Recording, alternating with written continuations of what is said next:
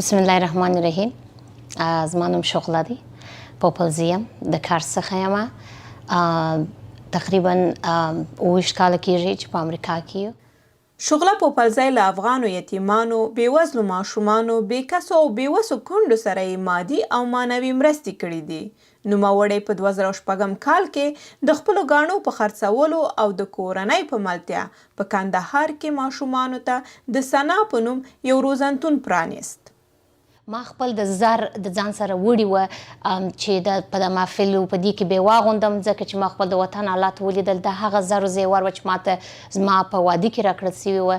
نو ما چې چورت وه د هغه ضرورت په یو وخت د یو ښځې دپاره په یو محفل کې یا د یو ښځې ښایست باندې اضافه کوي، او دا نور خو داسې خاص کومه وظیفه نه لري چې په ژوند کې یو رول ولوبوي. نو ما ویله چې د هغه دپاره دی چې سړی د هغه زر د په سختي کې استفاده ځینې وکړي، ځکه د یو ښځې د هغه لکه یو سیکیورټي غوندې یو دغه دی.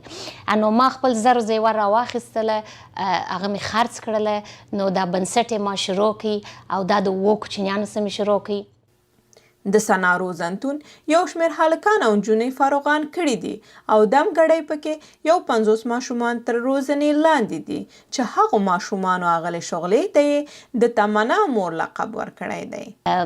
زه ډېره خوشبخته په دې ځان احساسوم چې زه نه تنها دلته خپل د درو کوچنیانو مور یم، بلکې ما وکولی سوی چې دا ټوله کوچنیان کله چې دوی روزنتون ته راسي او دوی ماته د مور په لقب وایي تمنا مور، او دوی ماته په دې نامه راته وایي، زه ډېر احساس د خوشحالي کوم. ولې دا یو خوشبخته ښځه چې دونه محبت، کله چې زه هلته ورځم د دوی سره دا شپې ورځې تېرومه، نو دوی زما داسې شاوخوا چې دوی ناست دي، دا مینه او محبت چې دوی ماته راکوي، حتی دوی زما پوړنې لا مچوي او دوی همیشه یو په ډېر لطف او په ډېر خپل ډېر داسې مومن اداو باندې زما زړه همیشه د ځان کوي.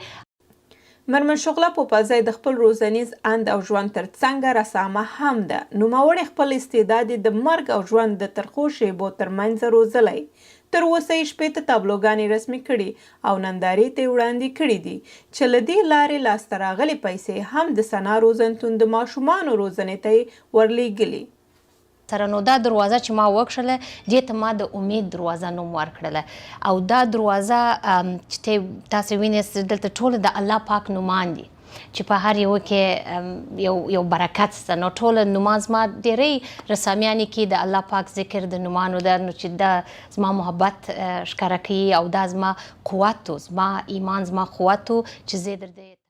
د اغلې شغلې په کارونه کې ډېره جالبه خبره دا ده چې دی ورکې د ټوټو څخه هم کار اخلي. د تابلو کې هم جالۍ کارولی ده او هم غمیانې کارولي دي چې دا تابلو نور هم ښکلی کړې ده.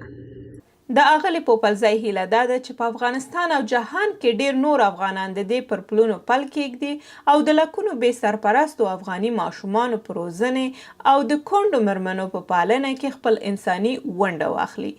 برېښنا تحریک، د امریکا غږ آشنا ټلویزیون، کالیفورنیا، لوس انجلس.